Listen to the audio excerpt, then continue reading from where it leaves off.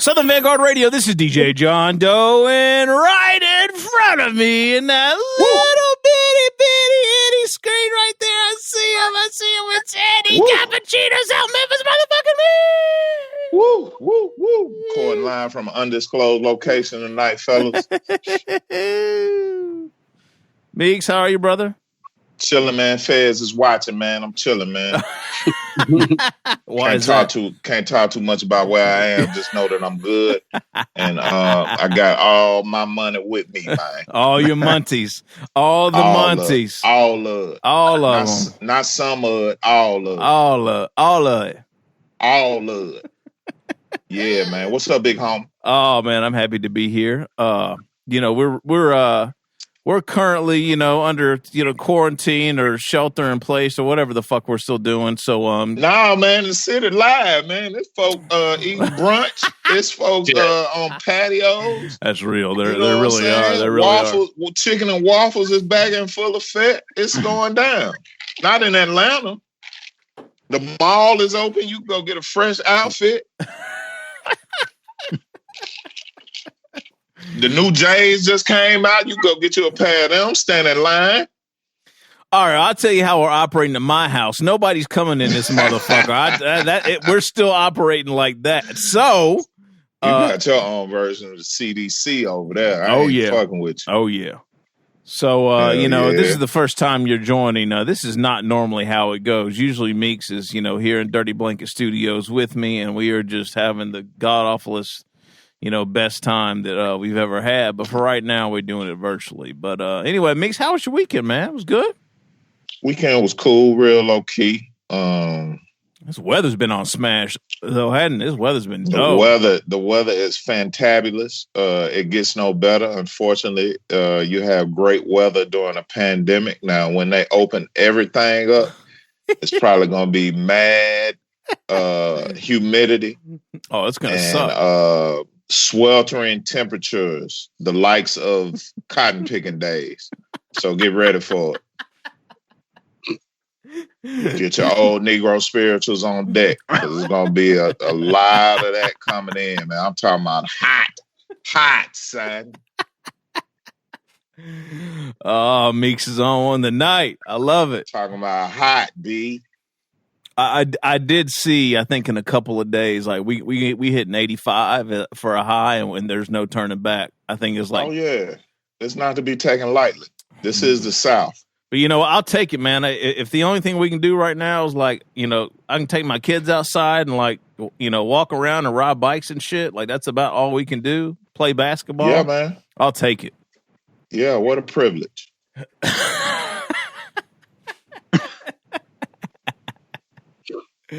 Yeah, man. All right.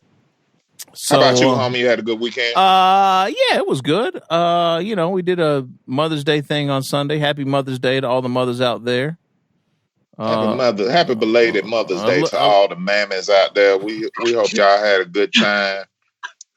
We hope y'all ate a whole bunch of crab legs and dipped it in the butteriest of butter. I hope there was gallons of Moscato drinking.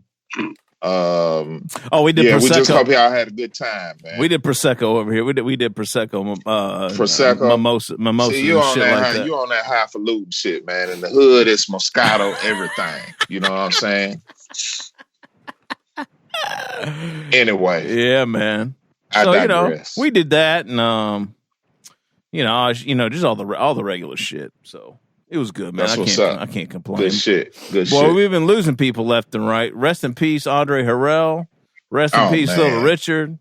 Damn, man, it's fucked up out here. Music's taking a fucking big hit right now, man. It's crazy out here. Man, I almost had to slap the shit out of motherfucker yesterday. Motherfucker told me Little Richard died from Wop Baba Lou Bop or Wop Bam Boom. I was like, man, that shit ain't funny, man. You know what I'm saying? It's almost like I wish you had said he had died from the Tutti Frutti or something like that if you was gonna be funny, but that shit ain't funny, man. Rest in peace to Richard Penniman, man, and Andre Harrell. Word. I got an ill story about Little Richard. So the first time that my wife... real quick, we also lost Roy from Siegfried and Roy. He passed. Yeah, I saw that. Man. Yeah, I didn't know that. Ben Stiller's pops died today too. Ben Stiller's pop passed away, man. That's just crazy. My real feeling on all of that is they some lucky motherfuckers, because they not on this miserable ass rock we live on. That's how I feel about it. Oh boy, I tell you what, Vanguardians, this is going to be the show of shows this week. This interview session in episode 253 is going to be monumental tonight. I didn't come for no bullshit. No, tonight, you did. Man. You are turned all the way up right now. I fucking love it. This is the most. Check your bitch. I didn't come for no bullshit. Check your bitch, man. He's on one. Check your bitch. This is the. You know what, John? As a matter of fact, bitch asked me could she have Mother's Day off. I said, bitch, for what? Yes, she got a baby. She got a pimp to pay too. I'm through, man. Go ahead and get through with this introduction, man. This is the most excited I've seen you since we had to. I don't know. I'm sick of this shit, man. I know you are. God damn. All right, y'all. Well, if you've never listened to Southern Vanguard Radio before, welcome. We do this twice a week. On Tuesdays, it's a mix show. All the latest and greatest hip hop. Me and my homie Meeks here, my good friend of easily 20 plus years, playing all new joints, talking all kinds of ridiculous shit, as you've heard firsthand here at the beginning of this interview session.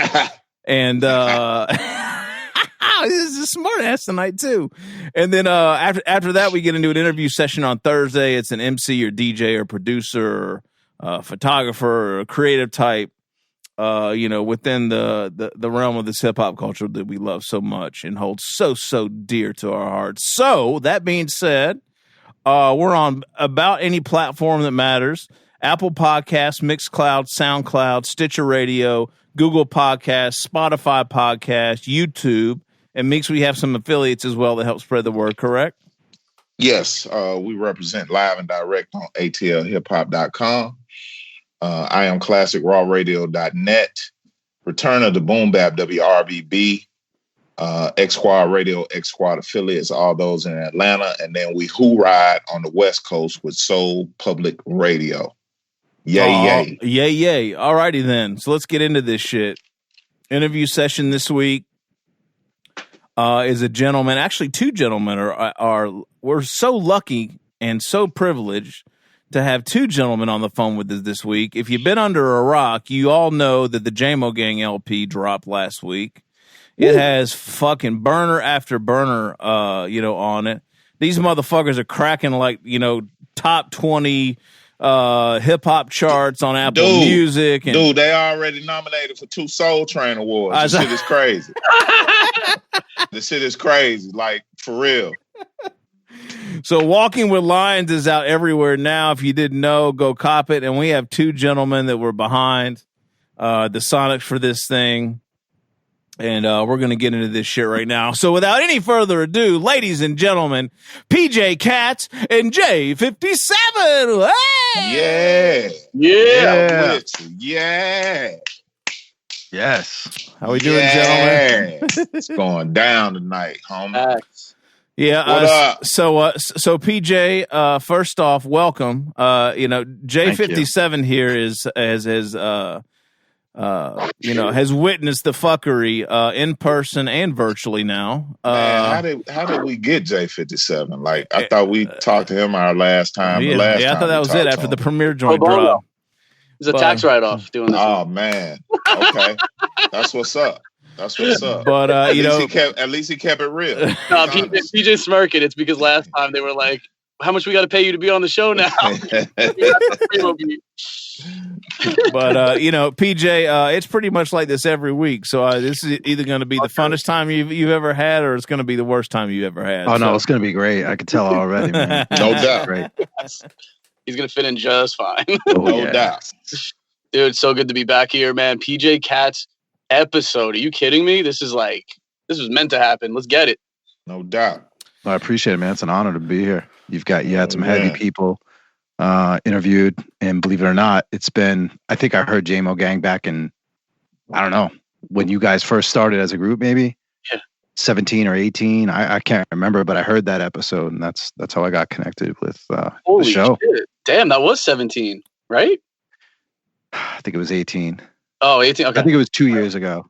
2 years ago. Oh, El Gant. Yeah, man. Right? It was El Gant. I think so. Yep. And he was, we were doing the A3. I think we were doing like A3C, and we were working on Running Canyon. That's when we finished the album. It was literally back then. That's crazy. That's dope. Yeah, man. So shit. So wait, I missed this. How did you guys connect again? And when? Oh, no. He was saying he was saying, who, me and PJ? No, what were you talking about? How you? Oh, PJ, you found out about the show around 17 or 18. Okay, yeah, gotcha. yeah. Okay, gotcha. Yeah, I went to DJ through DJ Element back in 13 or 12? Yeah, it's probably it's probably 2012. 12, right? Yeah, it was 12. Yeah, we hit it off immediately. Like he was already adding stuff to my beats, and remember he came to the city. We went to Cinematic Music Group studio. Smoke Dizza was there. Smoke Dizza. I'll put it this way: I shouldn't have hit the blonde. Wait. Now this story sounds interesting. You guys got to break that down real quick. Oh man, well PJ was in. You were in Manhattan, right? Doing stuff, and you were like, "Yo, I'm in town. Let's get up." And I already had a session. Shouts to Johnny Shipes, the big homie. He is. From who? Like he's the reason there's so many people that exist in the music world, including Joey Badass, Pro Era, Smoke Dizza, Big Crit. Dude, more than that, you know what I mean? But he was very, very cool and liked me and would let me use the studio for free. So I would go over. It was like my quad studio in that same building, and I was over there. And PJ's like, "Yo, I'm gonna come through. I brought some stuff. Like we could work on shit." And I was like, "All right, of course, let's get it. We're already working together." And we were there a little bit early. And Smoke Dizza was finishing a session. Super nice guy too. He was finishing a session. Like, "Yo, guys, cool if I go like a little 10 minutes over, blah, blah, blah." I'm like, first of all, this is like your studio. Thank you for letting me use it. We're just happy to be here. Sure, whatever. So he goes over and he goes, "Yo, good looking out. I really appreciate your patience. Yo, you want to smoke?" And like passes us the blunt. How are we going to say fucking no? Yeah, you have to. How are we going to say fucking no? Dude, that was the highest I've ever been in my life. Oh, really? I don't even talk about smoking publicly ever. Sorry, whoever's listening that's in my family that probably doesn't want to hear this. But like I was on another planet, and man. I was like, dude, we gotta go to the store and like get food or drinks or something. I can't work right now. I was like too paranoid and shit. Remember that? PJ, is that how you remember this evening? Was it already rolled up, or did he? Yeah. Oh, that's where you fucked up. I fucked up. Yeah. Yeah, you had to watch that roll. Yeah, I don't know, dude. That's a heavy smoker, and I'm a fucking complete lightweight. So I'm on a goddamn planet, bro. But I ended up making the beat that ended up being Peter Venkman on my last album that just came out now. I ended up making that beat that night. But like, dude, otherwise, I don't even know if we got to work. Did we? Did we even get to work that night? No, I left. I was like, there was no way anything productive is gonna happen tonight. But that was fun. It's fun though. Yeah. PJ is my fucking guy, dude. Like, we have so much music out together.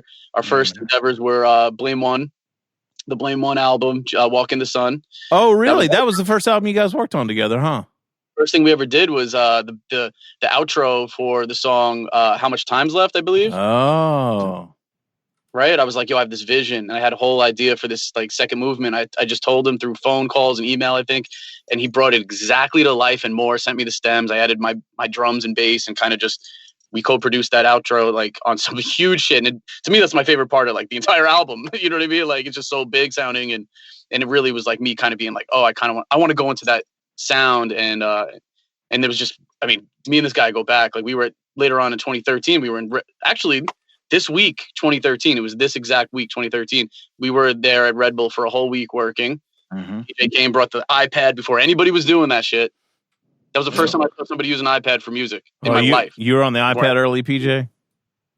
Yeah, I was. I mean, I always think like you can find sounds wherever you want if you can know how to sculpt them and play. I mean, it doesn't matter at all where it's coming from. I think a lot of times people look at a consumer device and be like, "You're gonna make music with that," right? And sometimes they're like, "Who are you?" Right. But I was like, I got Excel documents and synthesizers right here. Anything can happen. Yeah, man, that was a hell of an experience, though. Oh, dude, he got busy, man. He got busy. Like, I can't even. That's just like tip of the iceberg. This guy, he co-produced and like played instruments all over this fucking Jamo album, dude. Like, you know what I'm saying? Like on the song Highway with Premier, he fucking played the bass on that thing, live bass. You know what I mean? I just figured that out. And Jay, no slight. I was texting with PJ a little bit back and forth before this started, and I said, well, "What joints did you do on the Jamo Gang LP again?" And I rattled off a few, and he's like, "Yeah," and I played the bass on Highway, and I was just like, "Golly, that makes a ton of sense," because the bounce, man, is just crazy on that joint. And he wasn't that was like not the first time he sent some funky bass to me, bro. Like, this guy kills it every single time. I'm gonna stop talking now, but I'm just trying to sing his praise. I want people to know how dope he is. Like, my cosign at least, because I'm not sitting here like letting him fucking sit in the background while I'm being like, yo, yeah, Jamo Gang was all me. It's like, this motherfucker brought my shit to life on mad songs, and I want people to know that shit. He's a genius. That's dope. That's dope. I appreciate it. Hell yeah. So go ahead, PJ, Meek. I gotta hear that you from Albany, New York. That's upstate. Yep. Yeah. What's the current climate like? Because we know some of your upstate affiliates got shit on lock right now. What's popping in Albany? As far as COVID? Nah, as far as the music scene. Just the music scene, just upstate, as far as upstate New York goes, is making noise and everything like that. I think we get slighted all the time because the city's so close and everybody, has got eyes on New York rather than Albany. There's tons of talent here, but nobody breaks through, for one reason or another. But, I look at Buffalo and everything that's happened with Griselda, and so people can pop up any place. It doesn't matter. I mean, you look at Travi from Gym Class, he's out in the middle of nowhere in upstate New York, and that band exploded. It takes one good song, and that's it, and everybody's riding. But here, man, not much, and it's too bad.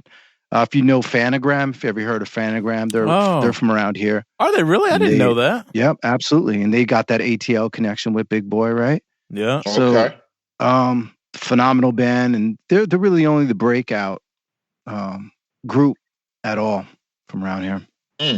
Okay. You're from there originally, PJ?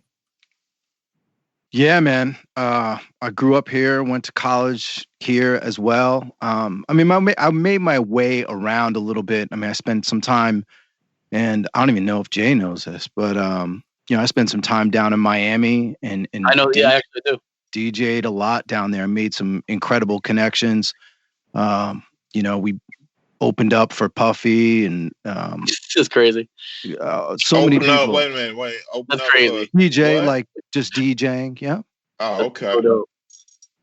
No, it was an amazing experience. If you guys are ever familiar with the New Kids on the Block, I know you all are because your age, but that's where I did my internship, and he let me hold down his MPC, and it was just a really great experience just being in that mix. But yeah, I'm from here and stay here. I'm never going to leave. That's what's up. What do you like about Albany, PJ? What do I like? I could tell you more things I don't like about the area. But you said you're never leaving, so you must like it. Yeah, that's not what we asked you. That's true. What do I like about Albany? I like that everybody tells it how it is. There's no, sometimes you go out in LA or other places and it's just like, maybe it's because you're an outsider. You just never know. I always just feel like in Albany, somebody has something to say, they're going to say it. Somebody approves something, they're going to tell you why they approve of it, blah, blah, blah. But we always got each other's back too, which I think is important. So it's like, it's a family unit. So even though nobody's popping out here musically, really, we always have each other's back. We're always supporting. There's nobody trying to sabotage anybody. And for a music scene, you can't ask much more than that, man. All right. Yeah, you really can't. So how'd you fall into this rap shit, man? Oh my Lord. Well, I've always been infatuated with equipment. So I used to, my father had the tape decks and the record player, and I used to pause tape and bring back the Run DMC or bring back the Luck of Lucien break and just rock the tape deck. And from that point, I just, being a lover of jazz, and I blame that all on my father too, listen to Headhunters and everything from the Grateful Dead, Steely Dan. I always used to hear the loops, like Black Cow. Oh my God, I remember listening to Asia back on my father's, record player. And so I always wanted to take that loop, and I understood that just listening to Run DMC, it was always about the 4-bar loop. Yeah. And so I would go out and just rent like the EPS, the Ensoniq EPS for $35 on a weekend. And so I used to rent it for a weekend for $35. Damn, that's crazy. And that was like paper route money. And this is high school. This is like 93. Well, he said paper route money. That's how I got my turntables. Fucking dude, right? Delivering newspapers, yeah. And flipping so burgers I would at do McDonald's. that. Nobody else was doing that. Nobody else was making the effort to go get equipment. So it's like a mystery at this point. How is this happening? Right. What is this machine? What is a 4-track? Nobody took that step, and I did. And that's really how it started. And then just started producing and making relationships, and that's it. Oh, damn, that's crazy. Oh yeah. But you were playing before all this, right? I mean, were you playing early, like playing instruments early, or? Yeah, I mean, I remember, being, 9, 10 years old, and my dad having a drum set. And actually, you probably can't see it on the camera, but I can see it actually. All right, so that drum set is my first drum set ever. That's a 1979 Thomas Superstar, and I love it, and I'll never get rid of it. And that's just a piece of history, that's in the basement. Yeah, and man. So, and I play a little guitar, but I play bass, and everything's by ear. And bought a Fender Rhodes and bought a Hammond organ. Just never, I sell some stuff, but all those main instruments, those core instruments that I heard on that Steely Dan record, right, that are on the back of the Herbie Hancock records. Yeah, that's it. And I just acquired all the stuff. Damn, I want to come to your basement, PJ. Can I come Bro, hang I got out? A couch. You can sleep here if you ever get kicked out. He's on the verge of getting kicked out weekly. So exactly. Take you up on that. Yeah, man. No doubt. Yo, PJ Studio is fire. Me and Element were just there a few months ago working on shit with him. Oh, word? Yeah. That's DJ Element. Yeah. It looks dope. It looks real dope. I wish I could. It's like half that you can't even really see it. To the right of him, he's got so much shit too. It's crazy. Yeah. Yeah. No, I had tons of stuff. PJ, that's your day in, day out, man. You in the lab all day, every day. What's a day in the life of PJ like? Day in the life is I work in music publishing as a private music publisher. So I'm in the education world of that, and I've been doing that really since 2002. And as far as keeping the lights on and different things and keeping the braces in and all that stuff, that's what I do. And then, as soon as it hits 9 p.m., I'm down in the basement creating samples and making beats and all that stuff. So nice. It's my life. I love it. All right. That is. Music publishing. How'd you get into that game, man? Just being. And can you help the little fish like us? I'm going to answer that question and say no. Unless you're a Broadway singer. Are you a Broadway singer, Meeks? Nah, not yet. I had an audition for Hamilton, but I was a little too dark. So that shit didn't quite go right. I almost was in Cats, but I'm not comfortable being naked on stage. It's a little shit that holds me back, man. Yeah, it's a little shit that holds me back. Well, if you ever improve in any of those areas, holler at me because I'm trying to get you a gig. Yeah. I can sing my ass off now. So if you got some leads, let me know. I hit a note on their ass. Mix, I think you should drop something right now just in case. me. Nah, I'm good. Okay, all right. You sing a little bit on the DJ Pocket record that's coming out, don't you? I'm not going to spoil any choruses, but you got a couple of fucking hits on that thing. I mean, I do a little something, man. I do a little something. So I'm gonna keep that in mind, PJ. So you basically deal with Broadway shit? A little bit, yep. Okay. Some Broadway stuff. That kind of went down the tubes after Everybody Can't Go Anywhere. Oh yeah. But a lot in education as well. So serving music teachers and different things. Okay. And believe me, there's been plenty of times. I was just at a high school here, and I was telling them everything about what I do in the music industry. And that's everything from online music education to creating samples for producers to use. And, it was the inner city. And I went in there and they're looking at me like, what does this dude know about anything with his goofy glasses? Wow. And I played them some stuff and they were just blown away, and immediately I had their attention. So that was straight. Wow. Yeah, man. That's crazy. So you work in publishing. Are you affiliated with one of the bigger, well-known publishing entities? No. Can you say, or? Wise Music Group is the publishing company. It's not,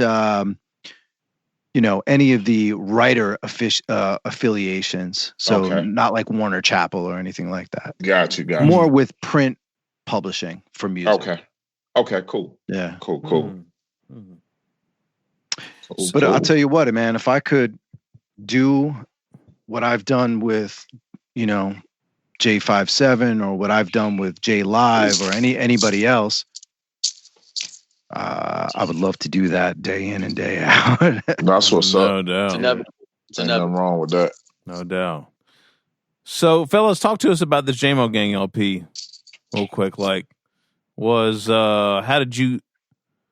had a hand in what, 4 joints, PJ? Is that yes, sir. Yeah, I think 4. I'm looking it up. I have all the credits saved just to be safe, but the most craziest thing, it was like I remember when you came up here, it was 2013. Yep. And that was the most, and then here we are 7 years later. And that just goes to show, really your, not only your work ethic, but your body of work is timeless. It's not attached to, any sort of gimmick or auto-tune saxophone because it was hot for 3 months on the radio. Longevity is important. And I appreciate that about you in general. Thank you. I appreciate that, yo. Thank you. Dude, that session that we had, that was, I want to say that was December 2013. I could be wrong. I want to say it was. And I was like just watching you get busy on the keys and everything in person after working together through email for like 6 months or whatever, or a year. We were working probably for a year by then. I was blown away. I was like, yo, this dude is a musician. And that like really made me want to buckle down and get like nicer at everything I was doing just musically in general. And that we didn't know, but we were working on the Jamo Gang album then. And that was like a solid 2 years before Jamo Gang was even a thing. In 2013, really? Yeah, it was 2013, like straight up. The Walking with Lions song is the one that we're speaking about. It's the actual, like the title track. That one, that was one of my first like banger sample free beats that I made. By like 2011, I hit my stride doing sample free, like where everything I was doing was pretty fucking good. And then by like 2013, I was like, anything I'm doing is fucking great as a sample free producer. Trust me, before that, they were trash. I don't even want to show you guys what I was doing with the sample free, like faking, like cheesy, fake Scott Storch key knockoffs I was doing. Oh my God. You know what I'm saying? And nobody's ever going to hear those. Nobody's ever going to hear them. But I'm like, yo, I'm solid at what I'm doing now. Like by 2013, I'm fucking good. I'm actually good at it. Like, I want to be great. Let me bring in like real ass musicians who I have a great chemistry with as people and as collaborators. And there was a few people I was working with, but PJ was by far the number one dude. And to this day, it's the same thing. It hasn't changed. And there's a reason for that. You know what I'm saying? Like, that's my guy on so many levels. So that shit ain't changing after this. This is the warm up, man. Jamo Gang is the fucking beginning for all this shit, for everybody involved. Everybody involved. We're super grateful. You know what I'm saying? Because I mean, I've never cracked the top 20, like you were saying. Never cracked the top 20 iTunes shit before in my life. And anything I've ever been a part of. So it's like, it's just a blessing, man. Super grateful. How was it? How was the co-production aspect of everything? Like when you speak in terms of co-producing, are you guys in the same room? Are y'all flying shit back and forth to each other? Kind of tampering with things in real time. How does that work out? Both. Yeah, I mean, I can speak to that a lot because it's not just J57. I mean, I've done co-production or bass for a lot of people, and I always feel like there's something special about when somebody's in the room and saying, all right, here is my picture. I want you to finish it, you know, and we're vibing, and I can get immediate feedback and be like, oh, you mean like this? And he's like, no. Totally not like that. Like, can you do X, Y, and Z? And I'm able to translate what he's trying to get in his head to actual frequencies. And I love doing that. Shit's magic, right? Shit is magic. Yeah, man. Yeah, man. I mean, there's been times, I mean, last time when you were up here, I mean, we knocked like 3 things out that were dope. So, yeah. And it's just that energy. It's like, yeah. All right, what about this? Oh no, I'm thinking more like this, and you know, I'm just floating with the energy. My ego, I left my ego way back in high school, right? It's gone, and the only thing I'm thinking about is serving the song. What am I bringing to the table that he hasn't brought to the table and he's looking for? Because I can't repeat what he's done. He's coming to me for something that I have, and I'm able to add. And being in the room certainly helps. So co-production in the room. Great. Through email, absolutely. Send me that work, whatever. He's a beast through email. Nice. And you know what? There's a hybrid. I'm just remembering this right now. Francis Scott Key, number 2 on the album. That's a legit co-production. And what we did was we got up in a studio session, just me and him.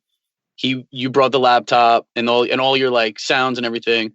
And you were just opening up Pro Tools sessions, multiple sessions. I want to say this is 2014 is what I'm talking about now. And he opens up sessions and he's just playing a bunch of shit until I was like, that's really cool. And then he's just making loops. And I'm like, that's still, like, no BPM. Like, we're just fucking around with sounds. And there was like a bunch of sessions like that. No drums. No, I don't think there was a BPM. Bunch of that going on. And then 2016, July 4th, 2016, I opened up those sessions. And one of them was there was just so many sounds. It was just insane. It was 3 minutes long riffing. And I went through and I found all the sounds from that became Francis Scott Key's beat. All those sounds were played by PJ, and I went and I sampled him through all that shit. You know what I mean? Like everything was literally played by him, and I just brought that shit to, like, I took this part, that put Frankenstein that shit together in my Pro Tools session or Reason, and then dumped it into Pro Tools and finished it up, and I named the beat America because it was 4th of July. I sent it to GANT, and then he comes back, yo, check your email, and I hear, America, America. And I'm like, oh, shit, we're going political. Let's get it. That's crazy. But getting back to the production, that is also like a third way that PJ and I have collaborated, and that PJ collaborates with people. You know, I mean, he's got credits with so many people like Skyzoo and Torre, to name a couple. You know what I mean? Like, he's playing live instruments on shit too. So it's a blessing to be in the same room with him, do email, or be in the same room and kind of mess around, make some samples that 4 years or 2 years later become a fucking beat. You know what I mean? Like, out of the blue. So you just never know what you're going to do with this guy. You never know. Jay, the Francis Scott Key shit, that was going to be a single, right? But you guys kind of pulled back on that. Correct. Yeah. I mean, it was, audibly it was a single. It was like when we announced that we signed to Fat Beats like a year ago, I guess it was a single, but video wise, it was supposed to come out. I'm sorry. Video wise, my bad. No, yeah. Well, I mean, that's still a single. Like, video during our campaign for the album, it would have been a single. And we last minute we pulled an audible like on Friday. That was coming out Monday, whatever date, like 4/21. Or I'm totally wrong. It wasn't 4/21. We were wrong about whatever it was. And I called Raz and GANT on a conference call. I'm like, yo, I don't think anybody wants to hear a politically charged fucking single right now, like as a video and shit, like on an album in a body of work. Absolutely. And there's no disrespect to anybody who's doing that. And maybe it's working for them. But I know I don't want to hear that shit. No offense to him. I don't care who the fuck it is. I don't want to hear it because a lot of shit is going on in this world. I want celebratory shit. I want things to vibe to. I want escapism, first of all. And that's why I make music to begin with. I make escapism for people because that's what worked for. That's what happened for me. You know what I mean? I was able to escape the fucking bullshit in the world, or even just vibe out and just escape on some shit. And that is why we pulled back and we're like, yo, we're not dropping this video. We still haven't. And we actually switched it with another PJ KATZ co-production, Runyon Canyon, featuring SID Wilson of Slipknot. Oh, look at that. I just now figured that out because you said it. All right, that's dope. Yeah, man. Because you said it. That's an amazing sentence. Just now put that together because you told me. Crazy as hell, yo. I gotta use that on somebody. You like that? Communication works. PJ, did you ever think you'd do a record with fucking Sid from Slipknot? No. And I mentioned that to everybody. I'm like, if you would have told, listen, I met GANT before anybody. Oh my God. Wait, what does that mean? What do you mean before he was up anybody? here at the college, the university. Yeah. It was all right. And so we always used to go to the dive bars and freestyle, till 2 a.m. It was the most ridiculous thing. But that dude was incredible with it. He's a beast. So incredible with it. And to look now to see where we are still in the mix with these crazy men with children brains sometimes. Oh my God, that's it really is. But just it's incredible. And to be on the same album as Premier and Sid and all these people, it's just like RAS KASS, come on. This is like a dream. I'm good. Like I'm straight. Right. That's dope. Hell yeah. So talk to us about Runyon Canyon a little bit. What's the backstory behind that? Shit. That's an example of him bringing my idea to life. And it was actually GANT's idea originally. Remember we did the radio show with you guys, I want to say October 2018. Yeah. I want to say that. I could be wrong. No, it was A3C. Yeah, right? Yeah. Okay. So right before A3C, me and him were in the studio, like before the show, like that day, me and GANT were in the studio and we were like, yo, the Jamo album's done. We're just waiting on a couple of features or a couple of mixes. It was like things like that. And this is like 2018, we just signed with Fat Beat secretly. We didn't tell anybody yet. And he was like, yo, we don't have a head nod or BoomBap track. There's so much beautiful like subject matter stuff and it's really cohesive and this and that. We don't have like that head nod or shit just laying around. We have Belushi and Aykroyd, but that's slow. That's a boom trap, as my man Harry Fraud called it when he heard it. He's like, that's boom trap. You know what I mean? He's like, we need that head nodder shit. I was like, all right, let's get in the studio right now. I can't let this marinate in my brain, bro. I'm not gonna be able to do the show tonight. This is all I'm gonna think about. So we go right in the studio. We had like 2 hours. I'm like, all right, I'm gonna go through drum loops that I've created. You fucking tell me what you like. And I was going through them and he goes, yeah, that one, that's a good tempo. I fucking throw that in Pro Tools. I'm like, I'm gonna play you samples I've created that nobody even has. You let me know what you like. And I go through them. And I play him that shit. And he goes, yeah, that's the one. So I'm starting to flip it. I add a couple keys to it myself. And I'm tapped out. I don't know what to do to this. It's so delicate. It's such a minimal beat. I'm calling in a ringer. And I didn't even say it. GANT goes, you want PJ on this, don't you? I'm like, yep. So we started an email chain and PJ was like, yeah, it's going to take a minute, guys. Like an hour later, he sends that shit through or something. It was like real quick. And I threw his stems in the Pro Tools and I was like, I know what I'm doing for the next couple hours. This is fucking amazing. Every sound he added to it was out of here. It was just exactly what I wanted and I didn't even know it yet. You know what I'm saying? So that's my side of the story. So I mean, for me, just hearing bed of chords down, I'm always thinking about melody, anything that is going to catch the ear, so I'm always thinking counter melody, blah, blah, blah. Man, it's just a good mix. Like I always look at when Jay sends me stuff, it's always something I know I can bring what I can do, right? Because I can't do it all, but I can do a very specific thing, right? And it's just a good partnership. It just works, What that's how that one? Yeah. Sorry, go ahead. No, that's it. What kind of advice do you guys have? Oh, sorry, we're gonna be hearing stuff for quite some time. Then I mean, it sounds like a marriage made in heaven. Like you guys really not only compliment one another, but genuinely enjoy the work process, the workflow of making this stuff happen. So that's cool, man. I love it. That's a rarity these days. It's my dude, man. I'm grateful for this dude, like as a friend, aside from the music shit. And I'll tell you, once this COVID shit is a little bit calm, I would like really calm. I would love to go to, you know, I'm going to come to Albany, work on beats with him and Element. And like, that's what we're doing. Like I would have been there. I was just there in December, right? Around Christmas time. Yeah. I did plan on coming back like around my birthday, early February, but that's when, I mean, I was in New York working with Fraud, and then I came back. Like, I just was like, yo, I feel like this COVID shit's going to get a little crazy. And then it did. So that's why I haven't been back. But I'm telling you, me and this guy in the same room, and Element too, that was actually really dope, all three of us. Yo, it's never going to stop. And like I said, I have Pro Tools sessions of samples that PJ like played right in front of me years ago that I could dig that shit up on a flight one day, or fucking whatever it is, anytime. I could just kind of nitpick little sounds and they could become something crazy, and then we could add to it. And like, even like Hit It and Quit It, man. I didn't know if like, I don't want to like ruin the flow of the show, but like that's, I have a gut feeling. I didn't ask him yet, but I think that might be Premier, one of his favorite joints on the record, because that's the one he's been bigging up a lot on the gram. So shouts to Premier. But like, dude, I played.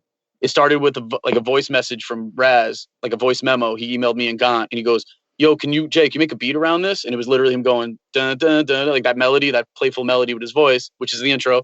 And I went and did the drums and like chopped it to the tempo, and then I tried playing keys over it, but I just couldn't. So I did a voice thing. I just did all this like a voice effect shit to make it sound like instruments, and it sounded really, really bad. It sounded like a kazoo or something. And I'm like, PJ, can you bring this to life? Actually, I brought it to Benefit first.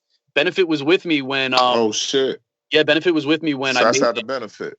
Yeah, like I was going to his crib that night, and that exact night I was going to Benefit's crib, and I had the stems with me and everything, and I was like, he liked when I do the voice thing. He's like, that's really original and really cool. Do you have anything else? I was like, I just did this now for something Raz sent. He goes, yo, I could replay that stuff, blah blah blah, and like it just didn't work out or whatever, and I was like, all right, let's go, PJ. Let's, you know what I'm saying? Like, it just makes sense. And this guy sent me back, man, like it sounded like a band, you know what I'm saying? Like my sounds might be in there layered actually, but you can't hear what I did. It's just like a feeling kind of thing. But yeah, PJ brought that shit. It sounds like a band, you know what I'm saying? And that's just another dynamic that we have, where he literally, I did the melodies and shit, and he just brought it to life with guitar, bass, and whatever, you know what I'm saying?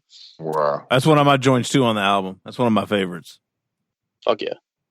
Yeah. Oh. I think it was that when you sent me that, is one of those things that I started to think about doing sample replays and starting a sample catalog, because I'm like, you know, we have a great relationship. We work at that level, but why am I not offering, you know, all those samples to producers? And so I started that in January, but I'm thinking back now, I think it was because you asked me to do that replay. And it's got my brain working. And yo, I don't want to ruin the flow of the show again, but I gotta say, can we just talk on the Mordello shit, man? Because that was gonna be my next question. So I mean, you just segued into it perfectly. Oh man. Okay. So Mordello question. I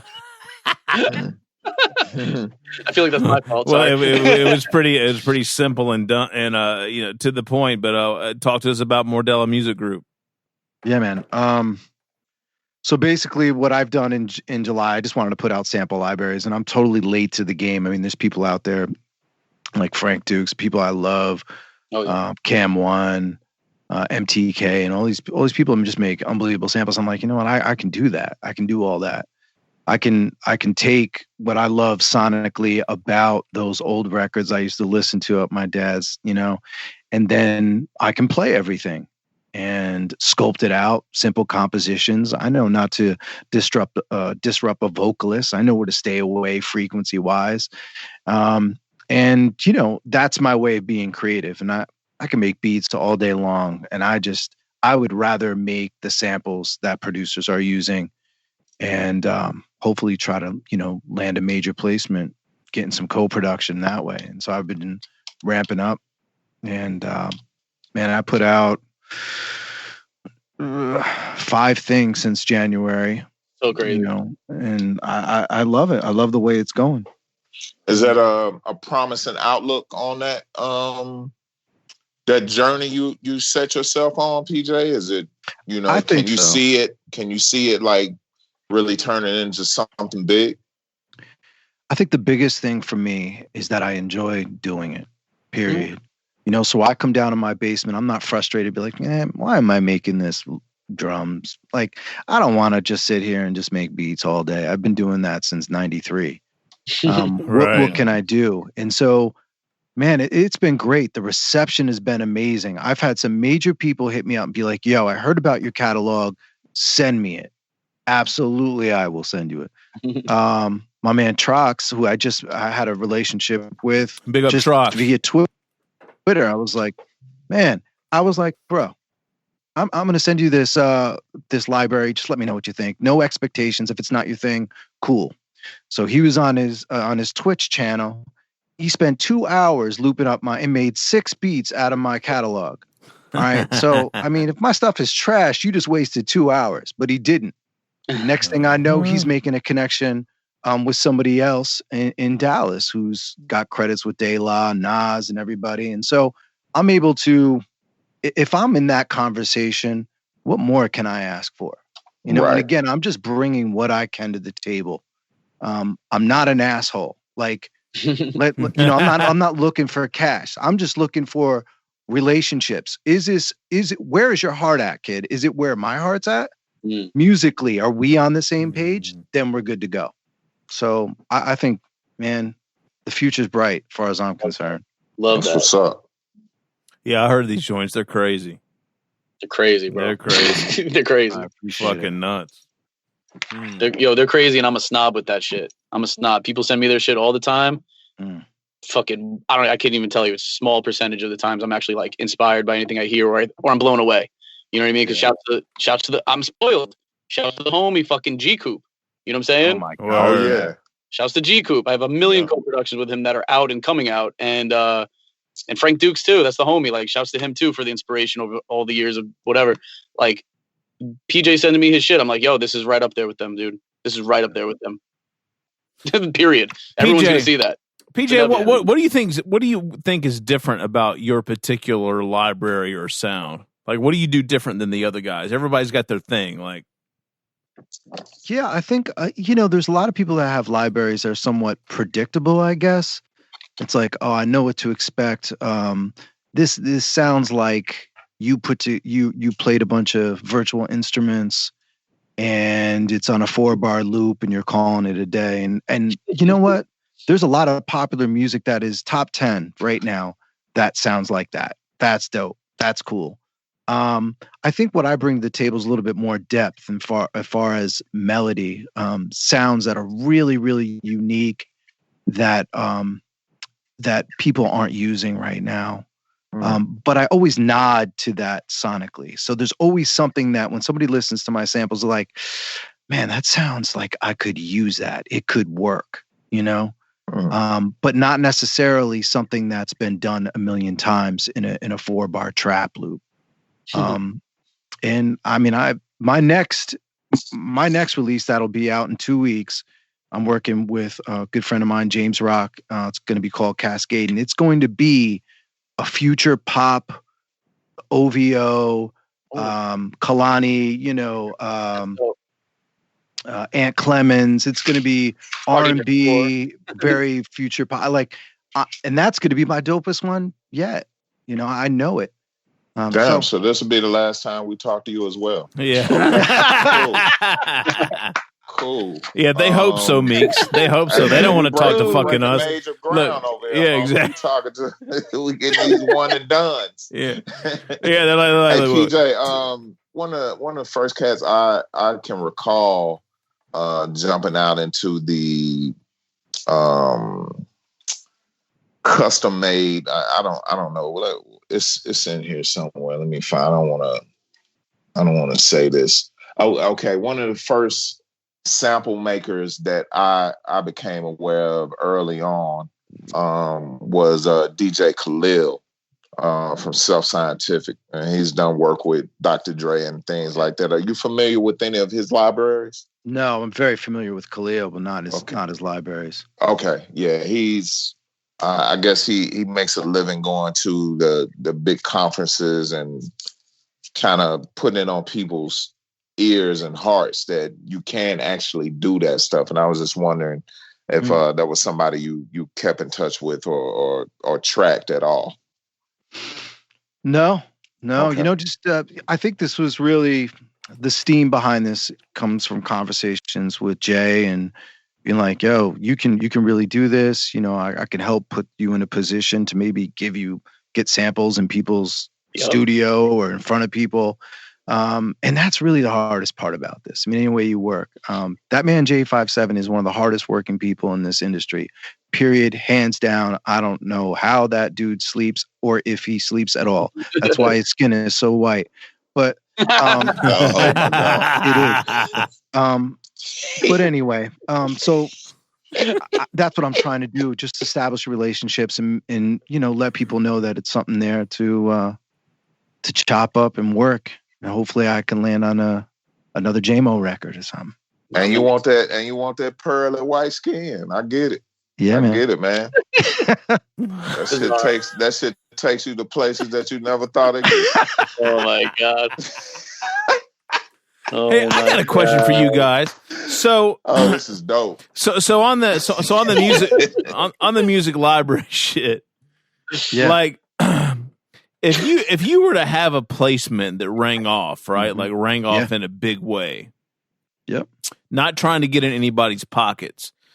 But what does that mean to someone like you, PJ, from I mean, obviously the exposure and the visibility is invaluable, right? And you're talking about relationships. I get all that, right? Yeah. But what does that mean financially? So I can answer that question too. Okay, great. Because I'm always curious about that. Is like, what does that, from a bottom line perspective, what does that actually mean to someone like you who provided that source?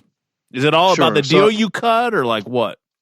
No, I mean everything's negotiable, right? So we can just start there. Okay. But ideally, if a sample lands on a major label, that producer would get some sort of fee or an advance. I would be entitled, at least in my composition works that aren't royalty free, to have a piece of that, right? And I would also want to be co-producer. Now I could say, you know what? That fee, I'm cool with that. Like, keep that. I want to make sure I get co-production credit on this. Right. Yep. Because this industry is based on a lot of clout and who you work with last and your last record. And I appreciate that.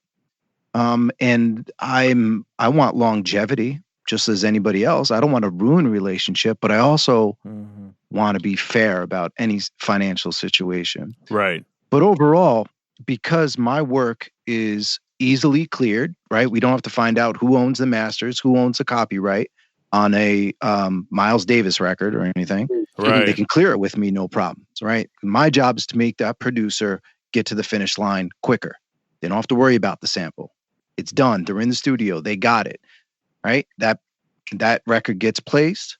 I can get a piece of the fee that goes to the producer, but most importantly, I can get publishing and I can get royalties. Okay, gotcha. So every time that record streams, every time it goes on stage and plays, every time it hits the radio. Smart. So just as a producer would. What were you saying, Jay? I just said that's very smart. Right. Great business. Right. Yeah, I guess it's probably difficult to balance the short term and the long term kind of decisions when it comes to something like that, right? Or no? I don't. Everything is. It depends, right? I mean, you could say it depends a million times to any question, but it really does. What does this situation look like? What does my working relationship with this producer look like for the next 2 years, for the next year and a half, for the next email? Are they saying, you know what? Clear, I can't give you anything on the fee. I will absolutely give you co-production. All right, well, what else do you have lined up? Who else are you working with? Can I find a sonic landscape that's going to work for A, B, and C artists that are next in line with you? Gotcha. It's just about establishing rapport. None of this stuff is outside the regular business realm, right?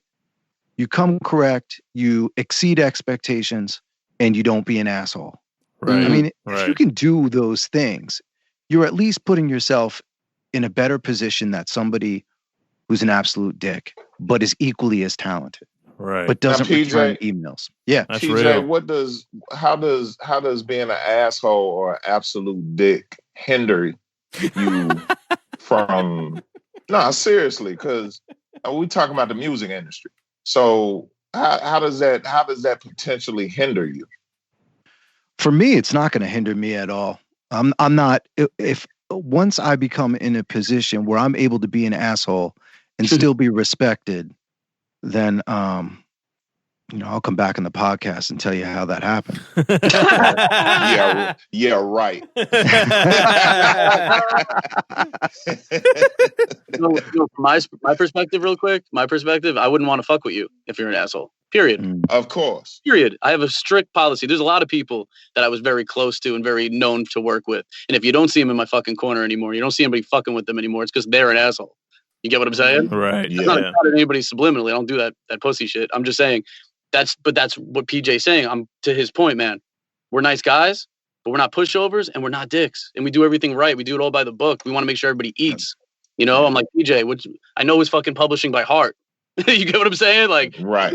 Getting publishing and not even realizing it sometimes. And I'm like, thank you again. You get what I'm saying? Like, that's how we move.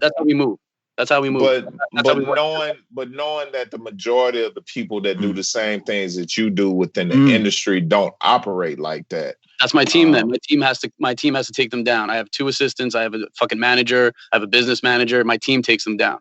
I don't fucking do that. I don't do my dirty work. Gotcha. That's the same thing with PJ, man. If he needs something, I'll be like, yo, let me hit up Justin real quick. Shouts to Justin. He'll handle that shit for you. We got Justin so happy to say no to somebody's face. So happy. Oh, shit. So happy. He's like, I'm like, I don't want to be the bad guy. He's like, give him my email. I'll do it right now. Right. Like, no.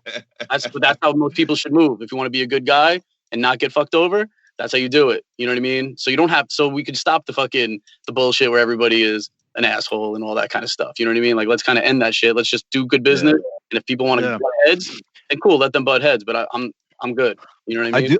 I do have to say though, in my age, I'm gonna be 45 this year. Before, and I had a great conversation with a producer I really, really respect, Daniel Steele. And we become really good friends. And we had a great conversation just about working with people in general. Even though people are interested in what you do, you really got to hard check people these days. Like, where is your heart at right now? Right. Are you at it for this, whatever it is? People's motivations are not always aligned with your aspirations, right? So you have to check people and say, is this a relationship that's going to work out or no? Because I'm not trying to really, in my age, I'm not trying to be frustrated in a creative opportunity ever. Right. No money, no nothing. I want to make a good song. I want to make a good track. I want to have a lasting collaborative relationship, and I hope it does pay bills. Absolutely. Right. But I'm not putting everything on the line for somebody whose heart is whack. Yeah. Nope. Well said. You don't have the time for it either, right? So, like you said, you don't get to sit down at the chair until 9 o'clock every night, right? So, yeah, great point. That's it. Yep, right. You nailed it. So, so when I look up Mordella, it shows me a tumbling flower beetle, PJ. So, what does Mordella mean, or what's the significance there with the name? First of all, the Mordella. Yes, it is a beetle. When you know about the beetle, it digs in the wood almost, right? Mm-hmm. And so I love that connection. Just a lot of the analog instruments. I look up my Hammond organ. It's 1959. It weighs 200 pounds, and it's built of tubes and wood. Right. And so I always make a connection of digging into those instruments. And also, right around the corner from where I live, there's Mordella Drive. And so one day I'm just riding down the road and be like, man, that kind of makes sense. It sounds like fine wine. I'm into it. That was it. It does. Yeah. And the name and everything that I do, even musically, whether it's something on paper, whether it's a logo, whether it's music, I don't overthink shit. Right. I usually go with a first take of anything because that's when the magic happened. Right. That's when it was leaving my mind, where the muse came, and here it is. The fingers hit the keys, and there you go. You roll the tape. Right. And I'll never go back. And so a lot of my samples are become loose like that. And I think there's a lot of magic in that musically. That's dope. PJ, does Beat Shop Music Group still exist? Yeah, absolutely. Okay. Yep. DJ True Master, Beat Shot up here, doing amazing things. You know. Wait, True Master, that's J Live's homie, right?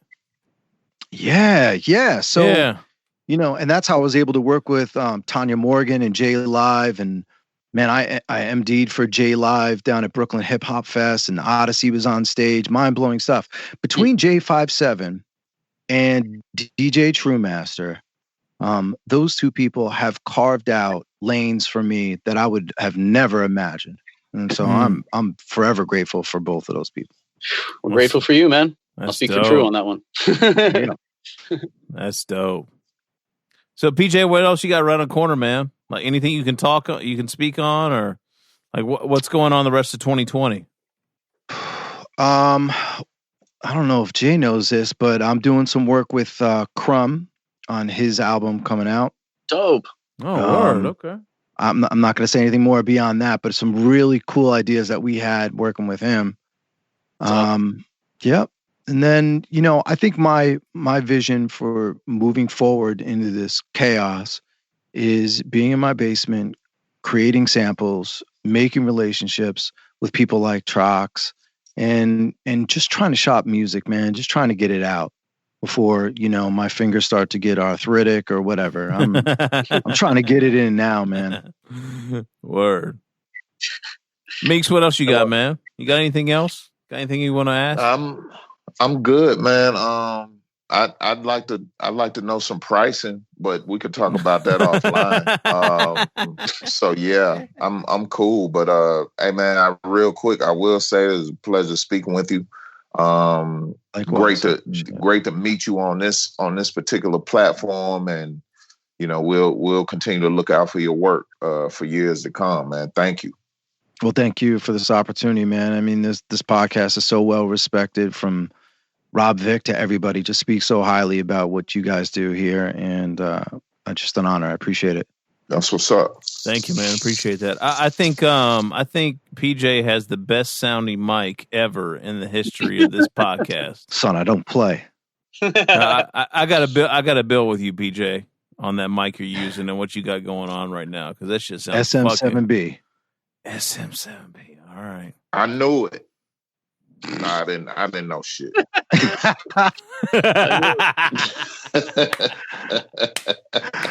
Oh, guys are great. Murder Meeks. All right, PJ, Jay, anything else you guys want to get off your chest before we wrap this thing up? Where people can support you, or you know, we'll just wrap it up like that. Yeah, for me, I'm on Instagram. You know, PJ KATZ music, Mordella samples. You can add me on IG, mordellasamples.com. I tweet, so check me out. Happy Mother's Day and whatnot. J57, what do you got to say? I don't want this interview to end, man. This is so much fun, but I guess it has to for now. Yeah, don't worry about me on social media. Go to PJ. Period. Nah. That's it. Wow. Man. He's so humble. He's so humble. I just want my man to fucking let him know how dope he is. That's it. I ain't mad at you, Jay. That's a G move right there, for real. Good looking. Yeah. That's dope. All right. Man, thank y'all. This has been great. Appreciate y'all, for real, man. Appreciate you guys. Yep. Absolutely. All right, y'all. PJ KATZ, Jamo Gang, Walking with Lions, J57, RAS KASS, GANT. No doubt. Shit's everywhere. Get it if you haven't. And Minx, we up out of here, right? We got interviews with all those cats he just named, too, all so of go them. Back and listen to them. That's right. Not even some of them, all of them. All of them. All to your point, all of them. All of them. You name them, we got them, man. All right, y'all. Southern Vangard Radio, twice a week, Meeks.